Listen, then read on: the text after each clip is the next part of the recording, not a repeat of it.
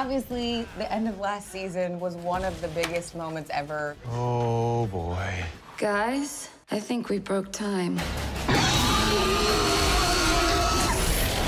The Legends broke time, which initially when you talk about time travel, that's one of the biggest things everyone thinks about. So how did that episode come about? I think we knew pretty early on. Like I think we knew that we were gonna screw things up, and we were gonna, as we always say, In a good way. Well, yeah, in the good, like in crossing streams. Yeah. Like if you say in the first episode, this is something you must never do. Like for the Legends, that's just like, okay, you have to do this. Yeah. Because like, let's see what happens. What took us a little more time was figuring out what the consequences of break. Okay, you broke time. What does that mean? Yeah. We had like at one point, I think Nazis on dinosaurs. Vikings. We had Vikings. We had it was craziness. You know.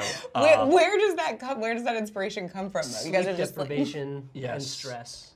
With some alcohol. Yeah. Yeah. Do you guys have a specific favorite episode from last season or a moment? I mean, it seems like we keep coming back to the George Lucas one because, like, for us, that was sort of, we were questioning, like, is this too silly? Is this too goofy? Is it too self-referential? Is this just us doing an episode for ourselves? And all those things were entirely possible. For yourselves, but also for every other fan, because I Yes. feel like there's so much crossover, myself included, that I was like, Yeah. you guys are doing a George Lucas episode. Yeah. Yes! Yeah.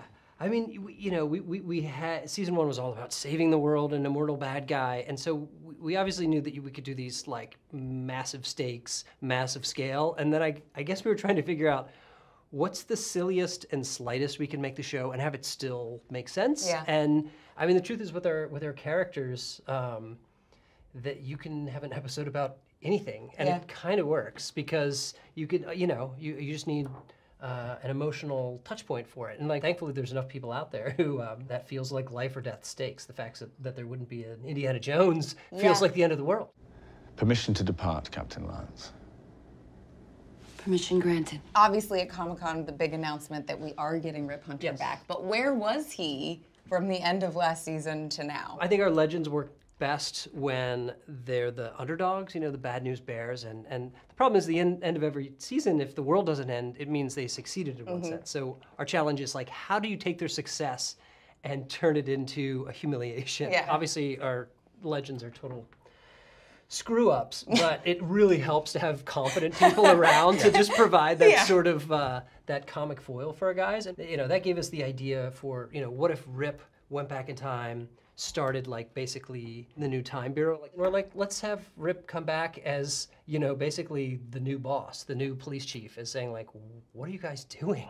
Can you tease us a little bit on what new Legends we may see, what new characters may be coming in? Yeah. Well, we have a new female Muslim superhero coming to join our team. Her name is Zari.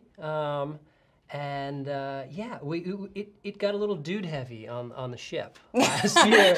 And Zari's great. Zari's a really fun character. One of the things we're doing with her that we've never done before is she's from the future. Yeah, I forgot to mention that. Yeah, she's from the future. Yeah. So she's from 2042. So she's got an interesting perspective. Like, the Legends are saying like, well, we've saved the world twice. And she's like, well, if you saved the world, why is it still so screwed up? So she's got, a little bit of her own perspective. Again, like Phil was saying, it's always helpful when there are people who can come and take the piss out of our characters. And not to say that Zari doesn't have her own moments of being a legend, of being a screw-up, but she certainly comes with a little bit of a chip on her shoulder. Right. Is there any chance that we're going to maybe see some more crossover between Vixen and Legends? One of the villains of season 3 is going to be someone from the Vixen series. And I think somewhat of a first, we're bringing an animated villain into the live action shows. And Mark had a pitch that she would appear as a cartoon in our world, but we decided that was a little too weird. Yeah, it was too expensive and weird. You'll also get a glimpse of the Mari McCabe Vixen. Right now it's just a little glimpse. We're hoping for a more protracted meeting of the Vixens later in the season. Yeah. Stay tuned. Billy Zane is going to be joining our cast. No way! Welcome to the greatest show on the planet! We're going to have a Titanic reunion. He will be playing P.T. Barnum in a sort of a circus episode, a 19th century circus. And I would watch that episode really carefully if you're a DC fan, because when you go to the circus, there's a lot of opportunities for DC Easter eggs. Gosh, is there any trapeze artists that are going to be involved? Wow, you're good. or- Wow, You're pretty good. You're pretty good. You're pretty good. To talk to our legal counsel. Maybe. And you know, certain strongman. And it's just a lot of fun. Thank you guys so much. Cool. Don't miss the return of DC's Legends of Tomorrow, Tuesday, October 10th. Thanks for watching. Subscribe to our channel to see more from DC's Legends of Tomorrow.